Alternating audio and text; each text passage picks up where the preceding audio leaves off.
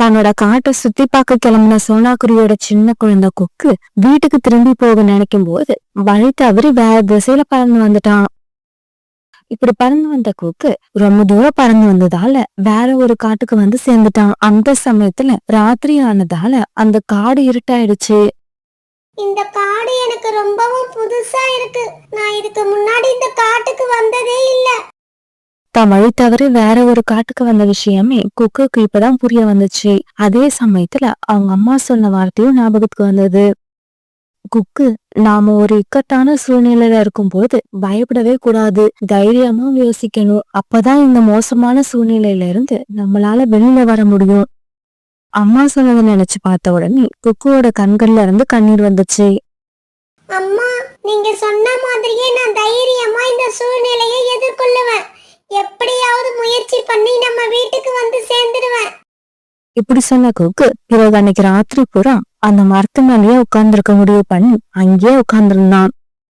Rita, இன்னைக்கு காலையில இருந்து என்னோட பையன் கொக்குவை காணும். அவனை எங்கேயாவது பாத்தியா?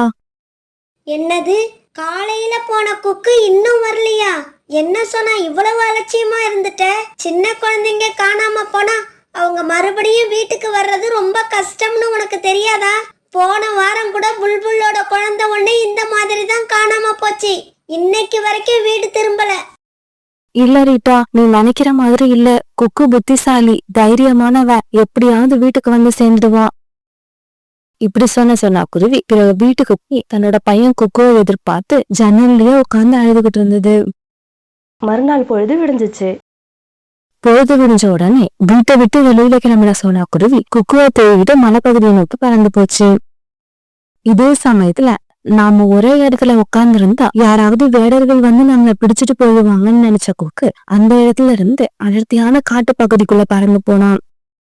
இப்படி கொஞ்ச தூரம் பறந்து போன உடனே ஒரு மரத்து மேல ஒரு வீடு இருக்கிறத பார்த்ததும் கொக்கு ஒரு மரத்து மேல உட்கார்ந்து அந்த வீட்டை கண்காணிக்க ஆரம்பிச்சான்.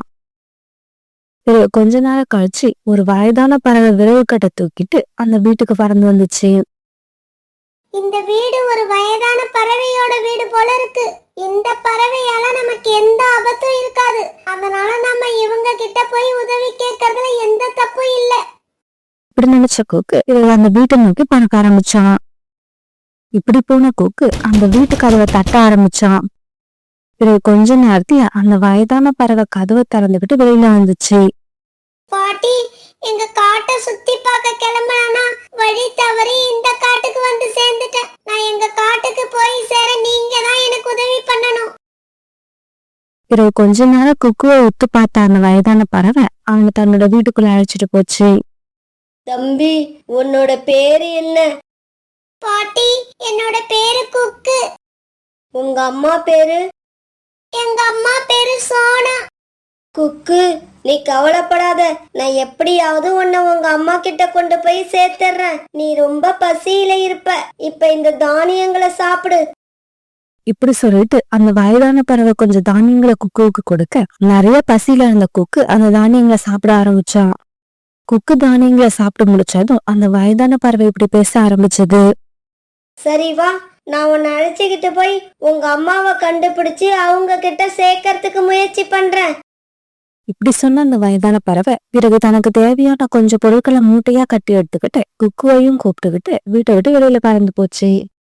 இந்த சமயத்துல ஒரு பெரிய மரத்து மேல உட்கார்ந்துருந்த சின்ன பிள்ளைங்கிற ஒரு திருட்டுக்காகவும் வயதான பறவை கூட பறந்து வந்த குக்குவை பாத்துருச்சு. இந்த வயதான பறவை கூட பறந்து வர்ற சின்ன பறவை நம்ம கழுகக்கா கேட்ட சைஸ்ல தான் இருக்கு. இதை எப்படியாவது நாம கழுகக்கா கிட்ட கொண்டு போய் சேர்த்துட்டோம்னா கழுகக்கா நமக்கு நிறைய வெகுமதி கொடுக்கும். இப்படி நினைச்ச சின்ன பிள்ளை பிறகு பறந்து வந்த அவங்க ரெண்டு பேரையும் ஒரு இடத்துல வழிமறைச்சு நிப்பாட்டுச்சு. அம்மா, இந்த சின்ன குழந்தைய கூப்பிட்டுக்கிட்டு எங்க போறீங்க? இந்த குழந்தை தன்னோட காட்டுக்கு போக வழி தெரியாம இந்த காட்டுக்கு வந்து சேர்ந்துடுச்சு. இவனை கொண்டு போய் உங்க அம்மா கிட்ட சேர்க்கறதுக்காக தான் நான் போய்கிட்டு இருக்கேன். இந்த குழந்தைய நான் கடற்கரைக்கும் பக்கத்துல உள்ள காட்டுல பார்த்துருக்கேன்.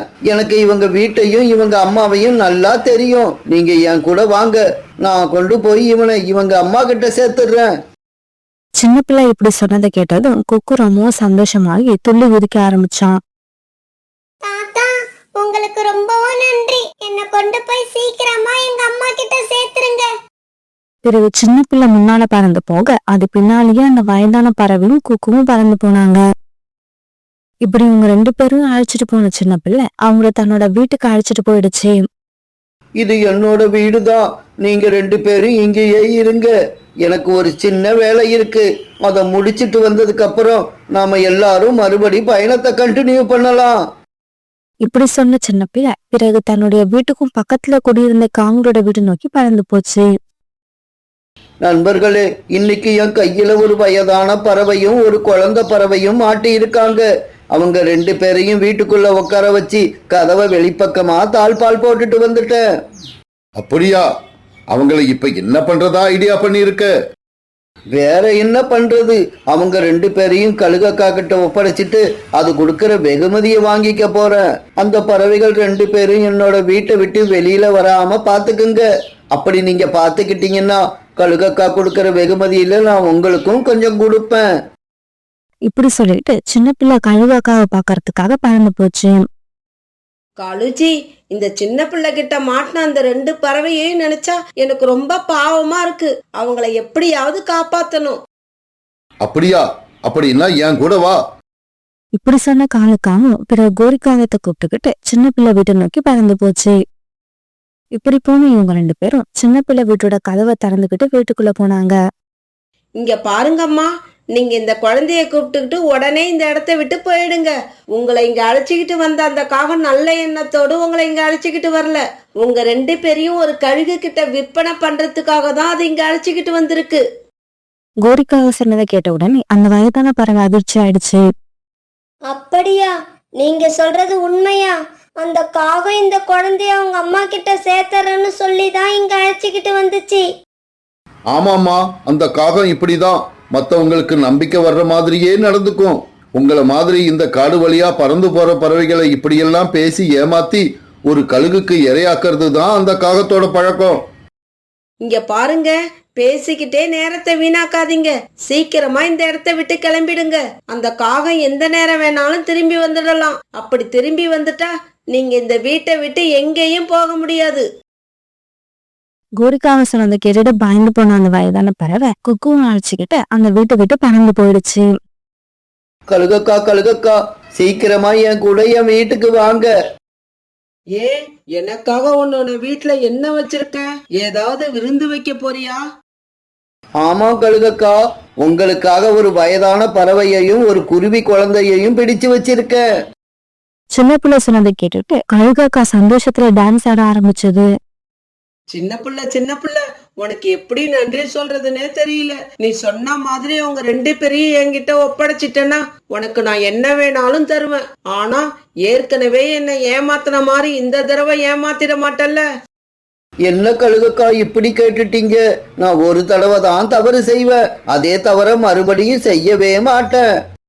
என்னமோ நீ சொல்ற, நான் உன் மேல நம்பிக்கை வச்சு வரேன்.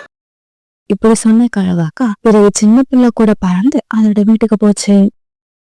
இவங்க இப்படி சின்ன பிள்ளை வீட்டுக்கு போனப்ப வீட்டு கதவு திறந்து கிடந்தது. வீட்டுக்குள்ள இருந்த வயதான பறவையும் குருவி குழந்தையும் அங்க இல்ல. இத பார்த்த சின்ன பிள்ளை அதிர்ச்சி ஆயிடுச்சு. கழுகக்கா, அவங்க 2 பேரையும் என்னோட வீட்டுக்குள்ள வச்சு பூட்டிட்டு தான் வந்தேன். ஆனா கதவு திறந்து கிடக்கு. அவங்க 2 பேரும் இப்ப வீட்டுக்குள்ள இல்ல. இது எப்படி நடந்துச்சுன்னே தெரியல. எப்படி நடந்துச்சுன்னு உனக்கு தெரியலன்னா வேற யாருக்கு தெரியும்? என்ன சின்ன பிள்ளை, நீ 2 பேரையும் வீட்டுக்குள்ள அடைச்சி வச்சிருக்கன்னு சொன்ன. ஆனா இங்க யாரையும் காணோம். ஏமாத்த மாட்டேன்னு சொல்லிட்டு மறுபடியும் ஏமாத்திட்டியே சின்ன பிள்ளை. இப்படி சொல்லிட்டு கழுகாக்கா சின்ன பிள்ளைய மறைச்சு பார்த்தது. கழுகக்கா, அப்படி பார்க்காதீங்க. எனக்கு பயமா இருக்கு. நான் உங்களை ஏமாத்தணும்னு நினைக்கவே இல்லை. இப்படி சொன்ன சின்ன பிள்ளை கழுகாக்காவுக்கு பயந்து போய் வீட்டை விட்டு வெளியில பறந்து போக ஆரம்பிச்சது. சின்ன பிள்ளை, நீ எங்க போனாலும் உன்னை நான் உயிரோட விட மாட்டேன். இப்படி சொன்ன கழுகாக்கா சின்ன பிள்ளைய விரட்டிக்கிட்டே பறந்து போச்சு. சின்ன பிள்ளை வீட்டுல இருந்து தப்பிச்சு பறந்து போன வயதான பறவையும் கொக்கும் ஒரு பெரிய நதிக்கரைக்கு வந்ததும் கொஞ்ச நேரம் ஓய்வு எடுக்கிறதுக்காக அங்க உட்கார்ந்தாங்க. தப்பிச்சிட்டோம் பாட்டி, நாம தப்பிச்சிட்டோம். அந்த காகம் ரொம்பவும் மோசமான காகம். மகனே, அந்த காகம் இவ்வளவு மோசமானதா இருக்கும்னு நான் நினைச்சு கூட பார்க்கல. அது சரி, உங்க வீட்டுக்கு போகிறதுக்கான அடையாளம் உனக்கு ஏதாவது ஞாபகம் வருதா? அப்படி ஏதாவது ஞாபகம் இருந்தா என்கிட்ட சொல்லு. பாட்டி, எங்க வீட்டுக்கு பக்கத்துல 2 பெரிய மாமரங்கள் இருக்கும். அந்த மாமரங்கள்ல இப்ப பழங்கள் கூட பழுத்திருக்கு. குக்கு இப்படி சொல்லிட்டு இருக்கும் போது ரோனிக்குருவி ஒரு மாம்பழத்தை எடுத்துக்கிட்டு அந்த வழியா பறந்து வந்தது. ஏய் குருவி, இந்த மாம்பழங்களை எங்க இருந்து எடுத்துக்கிட்டு வர? இந்த மாம்பழங்களை நான் சுந்தரவன காட்டுல இருந்து எடுத்துக்கிட்டு வரேன். சுந்தரவன காட்டுல 2 பெரிய பெரிய மரங்கள் இருக்கு. ரோனிக்குருவி சொன்னதை கேட்ட உடனே குக்குவுக்கு தன் காட்டோட பேர் ஞாபகத்துக்கு வந்துச்சு. பாட்டி, சுந்தரவன காடு தான் நான் இருந்த காடு. எங்க அம்மா எங்க காட்டோட பேரை சுந்தரவன காடுன்னு அடிக்கடி சொல்லி நான் கேள்விப்பட்டிருக்கேன். அப்படியா தம்பி? அப்படின்னா இப்பவே கிளம்பு. சுந்தரவன காட்டுக்கு எப்படி போறதுன்னு எனக்கு நல்லாவே தெரியும். இப்படி சொன்ன அந்த வயதான பறவை குக்குவை கூட்டுக்கிட்டு சுந்தரவன காட்டை நோக்கி பறந்து போக ஆரம்பிச்சது. இப்படி பறந்து வந்த இவங்க சுந்தரவன காட்டுக்குள்ள நுழைஞ்சதுமே ஒரு மரத்து மேல சோகமா உட்கார்ந்திருந்த சோனாக்குருவி இவங்கள பாத்துருச்சு. உடனே சோனாக்குருவி அவங்கள நோக்கி பறந்து போக ஆரம்பிச்சது. இப்படி போன சோனாக்குருவி குக்குவை தூக்கி தான் நெஞ்சோட அணைச்சுக்கிச்சு. குக்கு, அம்மாவை விட்டுட்டு எங்கடா போன? நீ இல்லாம அம்மா கஷ்டப்படுவேன்னு உனக்கு தெரியாதா? அம்மா, நான் வீட்டுக்கு திரும்பி வர்றப்ப வழி தெரியாம ஏதோ ஒரு காட்டுக்கு போயிட்டேன். பிறகு நான் வழி தவறி வந்ததை தெரிஞ்சுக்கிட்டேன். இந்த பாட்டி தான் உங்ககிட்ட கொண்டு வந்து சேர்த்தாங்க. மகளே, உன் முகத்தை பார்த்தா நல்ல குணமுள்ளவளா தெரியுது. மத்தவங்களுக்கு உதவுற குணம் உனக்கு இருக்குன்னு நினைக்கிறேன். அதனாலதான் கடவுள் உனக்கு உதவுறதுக்காக என்ன அனுப்பி இருக்கிறாரு. அம்மா, உங்களுக்கு எப்படி நன்றி சொல்றதுன்னே தெரியல. நீங்க எங்க கூட வீட்டுக்கு வந்து 4 நாள் எங்க வீட்டுல தங்கிட்டு அப்புறமா நீங்க போக வேண்டிய காட்டுக்கு போகலாம். சோனாக்குருவி சொன்னதுக்கு அந்த வயதான பறவையும் ஒத்துக்குச்சு. பிறகு குக்குவையும் அந்த வயதான பறவையும் கூப்பிட்டுக்கிட்டு சோனாக்குருவி தன்னோட வீட்டை நோக்கி சந்தோஷமாவும் நிம்மதியாவும் பறந்து போச்சு. ஆகாஷ், குக்கு இவங்க 2 பேரும் அண்ணன் தம்பிங்க. இவங்களோட அப்பா அம்மா 2 பேரும் ஒரு விபத்துல இறந்து போனதுக்கு அப்புறம் இவங்க 2 பேரும் தங்களோட வீட்டுல ஒன்னா வாழ்ந்து வந்தாங்க. இவங்க 2 பேர்ல ஆகாஷ் பெரியவன், குக்கு அவனை விட சின்னவன். குக்கு தன்னோட அண்ணன் மேல ரொம்பவும் அன்பு வச்சிருந்தான். ஆனா ஆகாஷ் அப்படி இல்ல. தன்னோட தம்பி மேல அவனுக்கு அன்பே இல்ல. சுயநலமா இருப்பான். குக்கு கிட்ட எப்பவும் சண்டை போட்டுக்கிட்டே இருந்தான். ஒரு நாள் ஆகாஷ், குக்கு இவங்க 2 பேருக்கும் சண்டை ரொம்பவும் அதிகமாயிடுச்சு. குக்கு, இதுக்கப்புறம் நீயும் நானும் இந்த வீட்டுல ஒன்னா வாழ முடியாது. நீ இப்பவே வீட்டை விட்டு வெளியில போயிடு. அண்ணா, இன்னும் ஒரு தடவை அப்படி சொல்லாதீங்க. நாம 2 பேரும் ஒன்னா இதே வீட்டுல வாழணுங்கிறது தான் அம்மாவோட விருப்பம். இங்க பாரு குக்கு, நான் தான் பெரியவன். எனக்கு தான் இந்த வீடு. உன் கூட இதுக்கப்புறமும் இந்த வீட்டுல என்னால வாழ முடியாது. தயவு செஞ்சு வீட்டை விட்டு வெளியில போயிடு. இப்படி சொன்ன ஆகாஷ் பிறகு வீட்டை விட்டு வெளியில பறந்து போனான். பிறகு உணவு தேடுறதுக்காக குக்குவும் வீட்டை விட்டு வெளியில பறந்து போனான். அண்ணனோட பேச்ச கேட்ட குக்குவோட மனசு ரொம்பவும் கஷ்டப்பட்டுச்சு.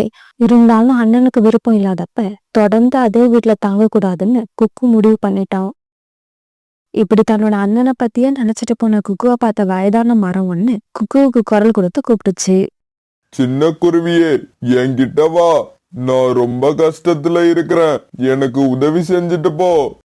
மரம் பேசினதை கேட்ட குக்கு உடனே அந்த மரத்துக்கிட்ட போனான். மரம் அங்கிள், சொல்லுங்க, உங்களுக்கு நான் என்ன உதவி செய்யணும்? இங்க பாரு குருவியே, எனக்கு ரொம்ப வயசாயிடுச்சு. என்னோட வேர்கள் ரொம்பவும் தளர்ந்து போயிடுச்சு. என்னோட வேர்களால நதியில இருக்கிற நீரை உறிஞ்சி எடுக்க முடியல. அதனால நீ கொஞ்சம் சிரமம் பார்க்காம இந்த பானையை எடுத்துக்கிட்டு போய் நதியில இருந்து தண்ணீர் எடுத்துக்கிட்டு வந்து என்னோட வேர்கள்ல ஊத்த முடியுமா? மரம் அங்கிள், இதோ இப்பவே போய் தண்ணி எடுத்துக்கிட்டு வரேன். நான் வீடு கட்டுற வேலையை அப்புறம் பாத்துக்கிறேன். என்னது, வீடு கட்ட போறியா? ஏன், உனக்கு வீடு இல்லையா? வீடு இருந்தது, ஆனா இப்ப இல்ல. என்னோட அண்ணா அந்த வீட்ல நான் இருக்க கூடாதுன்னு சொல்லி வீட்டை விட்டு வெளியில அனுப்பிட்டான். அதனால இப்ப எனக்காக ஒரு வீட்டை கட்டியே ஆகணும். இப்படி சொன்ன குக்கு பிறகு அங்க கடந்த பானையை தூக்கிட்டு நதியில இருந்து தண்ணீர் எடுக்க போனான். நதிக்கு அழைத்து போட்ட குக்கு நதியில பூத்திருந்த ஒரு தாமரை பூவை பார்த்து ரொம்பவும் ஆச்சரியப்பட்டான். அந்த பூ அவனுக்கு ரொம்பவும் பிடிச்சிருந்தது. இது என்ன பூன்னு தெரியல, ஆனா இது தங்க கலர்ல இருக்கு, ரொம்ப அழகா இருக்கு. இந்த மாதிரி ஒரு அழகான பூவை நான் இதுக்கு முன்னால பார்த்ததே இல்ல. பிறகு நதியில குதிச்சு அந்த பூவை பறிச்சு எடுத்துக்கிட்டு கரைக்கு திரும்பிட்டா. பிறகு அந்த பூவையும் தண்ணி பானையையும் தூக்கிட்ட கொக்கு அந்த மரத்தை நோக்கி பறந்து போனான்.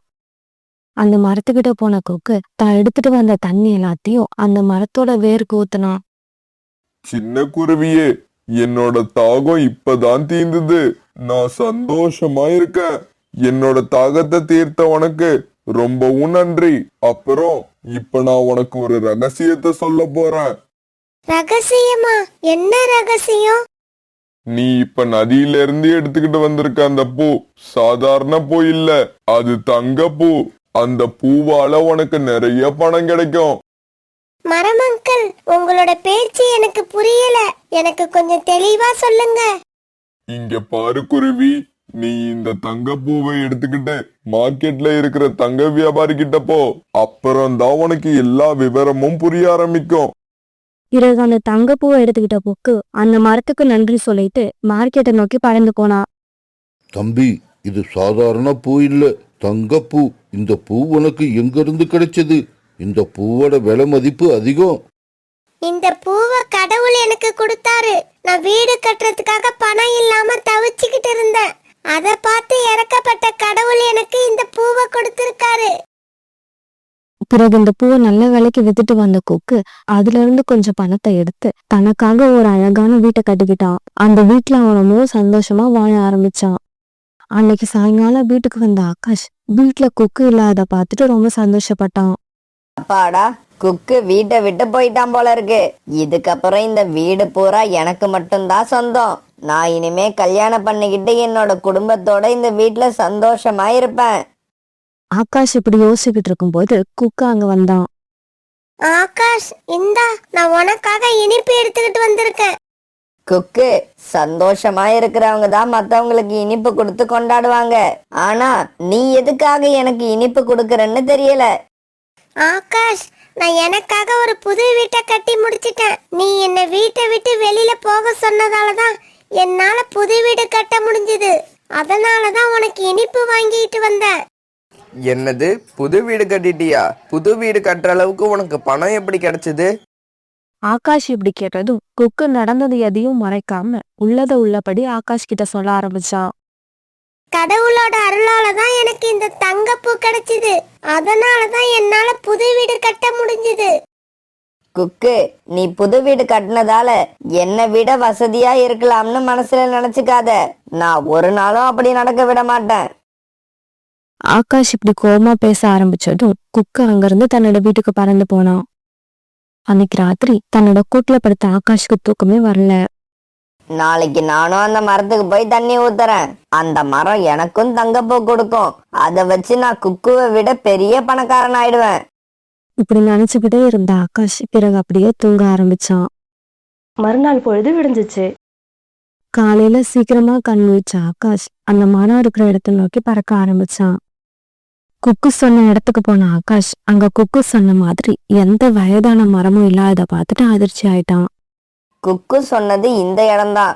ஆனா குக்கு சொன்ன மாதிரி இங்க எந்த மரமும் இல்ல. கொஞ்ச நேரம் குழம்பி போயிருந்த ஆகாஷ் பிறகு தெளிவான ஒரு முடிவுக்கு வந்தான். இந்த மந்திர மரம் இல்லைன்னா என்ன? நதி அதே இடத்துலதான் ஓடிக்கிட்டு இருக்கும். நான் நதிக்கு போய் அந்த தங்கப்பூவை எடுத்துக்கிட்டு வர போறேன். இப்படி நினைச்ச ஆகாஷ் பிறகு நதியை நோக்கி பறக்க ஆரம்பிச்சான்.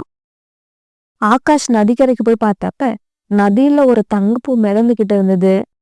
கிடைச்சிடுச்சு, கிடைச்சிடுச்சு. குக்குவுக்கு கிடைச்ச மாதிரியே எனக்கும் தங்கப்பூ கிடைச்சிடுச்சு. இப்படி சந்தோஷப்பட்ட ஆகாஷ் பிறகு கரையில இருந்து அந்த பூ இருக்கிற இடத்துக்கு தாவி குதிச்சான். ஆனா ஆகாஷ் இப்படி தாவி குதிக்கிறப்ப அந்த பூ மறைஞ்சு போய் அந்த இடத்துல முள் செடிகள் உண்டாயிடுச்சு. அந்த முள் செடிகள் விழுந்த ஆகாஷோட உடம்பு பூரா நிறைய விஷமுட்கள் குத்திருச்சு. உடனே அங்க இருந்து ரொம்பவும் கஷ்டப்பட்டு ஆகாஷ் கரைக்கு வந்து சேர்ந்தான். ஆனா இப்படி கரைக்கு வந்த ஆகாஷ் அப்படியே மயக்கமாகி கீழே விழுந்துட்டான். ஆகாஷ் இப்படி மயக்கமாகி நதியில மயங்கி கிடக்கிறத பார்த்த ரீட்டா கிளி உடனே அந்த விஷயத்த குக்கு கிட்ட போய் சொல்லுச்சு. குக்கு, நதிக்கரைக்கு இப்பவே போ. அப்பதான் நீ உன் அண்ணனோட உயிரை காப்பாத்தலாம். ரீட்டா சொன்னதை கேட்ட குக்கு உடனே நதிக்கரைக்கு பறந்து போனான். இப்படி போன குக்கு ஆகாஷோட உடம்புல இருந்த முள்ளையெல்லாம் எடுத்து கீழே விட்டு எறிஞ்சான். இப்படி முள்ளையெல்லாம் எடுத்ததுக்கு அப்புறமும் ஆகாஷோட மயக்கம் தெரியல. ஏன்னா அவன் உடம்புல குத்தின முட்கள் எல்லாம் விஷத்தன்மை வாய்ந்தது. உடனே குக்கு தன்னோட அண்ணனை அந்த மந்திர மரத்துக்கிட்ட தூக்கிட்டு போனான். சின்ன குருவியே, இந்த பறவையை இங்க இருந்து தூக்கிக்கிட்டு போயிடு. இந்த பறவை உன்னோட அண்ணன் தான், அது எனக்கும் தெரியும். இருந்தாலும் இவனுக்கு பேராசை அதிகம், ரொம்பவும் கெட்ட எண்ணம் கொண்டவன். இந்த மாதிரி பறவைகளை எனக்கு பிடிக்காது. மரம் அங்கிள், தயவு செய்து இவனை எனக்காக மன்னிச்சு விட்டுடுங்க. உங்களுக்கு தேவைப்பட்டா என்னோட வீடு, அந்த தங்கப்பூவை வித்ததால எனக்கு கிடைச்ச பணம் எல்லாத்தையும் எடுத்துக்கோங்க. ஆனா என் அண்ணனோட உயிரை காப்பாத்துங்க. தன்னோட அண்ணன் தன்னை வீட்டை விட்டு விரட்டியும் அண்ணன் மேல குக்கு வச்சிருக்க அன்பை பார்த்து அந்த மரம் ஆச்சரியப்பட்டுச்சு. பிறகு குக்குக்காக அவனுடைய அண்ணன் உயிரை காப்பாத்த முடிவு பண்ணுச்சு. சரி, உனக்காக இவனோட உயிரை காப்பாத்துறேன். என்னோட இலைகளை பறிச்சு சாறு எடுத்து அவனுக்கு சாப்பிட கொடு. அவன் உடம்புல உள்ள விஷமெல்லாம் போய் அவன் உயிர் பிழைச்சிடுவான். பிறகு அந்த மரம் சொன்ன மாதிரியே கொக்கு இலைய பறிச்சு சாறு எடுத்து தன்னோட அண்ணன் வாயில ஊத்துனான். பிறகு கொஞ்ச நேரம் கழிச்சு உயிர் பிழைச்ச ஆகாஷ் எழுந்திரிச்சு உட்கார்ந்தான். குக்கு குக்கு, என்னோட உடம்பெல்லாம் விஷமுட்கள் குத்திடுச்சு. நான் இனிமே உயிர் பிழைக்க மாட்டேன், செத்து போயிடுவேன். ஆகாஷ், கவலைப்படாத. உன்னோட உடம்புல இருந்த விஷத்தன்மை எல்லாம் போயிடுச்சு. இதுக்கப்புறம் உன்னோட உயிருக்கு எந்த ஆபத்தும் இல்ல. இங்க பாரு ஆகாஷ், உன்னோட பேராசையால இந்நேரம் உன் உயிரே போயிருக்கும். ஆனா அந்த சமயத்துல நீ செஞ்ச தீமை எல்லாத்தையும் மறந்துட்டு குக்கு தான் உன்னோட உயிரை காப்பாத்தனான். ஒரு அண்ணன் தனக்கும் கீழே உள்ளவங்களுக்கு எல்லாம் எடுத்துக்காட்டா வாழ்ந்து காட்டணும். ஆனா நீ எப்படி வாழக்கூடாதுங்கிறதுக்கு உதாரணமா இருக்கிற. அந்த மரம் சொன்னதையெல்லாம் கேட்ட ஆகாஷ் தான் செஞ்ச தவற உணர்ந்து அழுதுகிட்டே இருந்தான். இங்க பாரு ஆகாஷ், இந்த தடவை குக்குவுக்காக நான் உன்னோட உயிரை காப்பாத்தன. ஆனா இதுக்கப்புறமும் நீ பேராசைப்பட்டீன்னா உனக்கு தண்டனை கிடைச்சே தீரும். பிறகு ஆகாஷ் தன்னோட தம்பி குக்குவை தான் நெஞ்சோட அணைச்சுக்கிட்டான். குக்கு, என்ன மன்னிச்சிடு. இதுக்கப்புறம் ஒரு அண்ணன் எப்படி நடந்துக்கணுமோ அதே மாதிரி நான் உன்கிட்ட அன்பா நடந்துப்பேன். பிறகு அன்னையில இருந்து ஆகாஷும் குக்குவும் ஒத்துமையாவும் அன்பாவும் சந்தோஷமாவும் அந்த காட்டுல வாழ ஆரம்பிச்சாங்க. தன்னோட குழந்தைங்க 2 பேரும் இப்படி ஒத்துமையா இருக்கிறத பார்த்த ராணா குருவியும் சோனா குருவியும் வானத்துல இருந்து பார்த்து ரொம்ப சந்தோஷப்பட்டாங்க.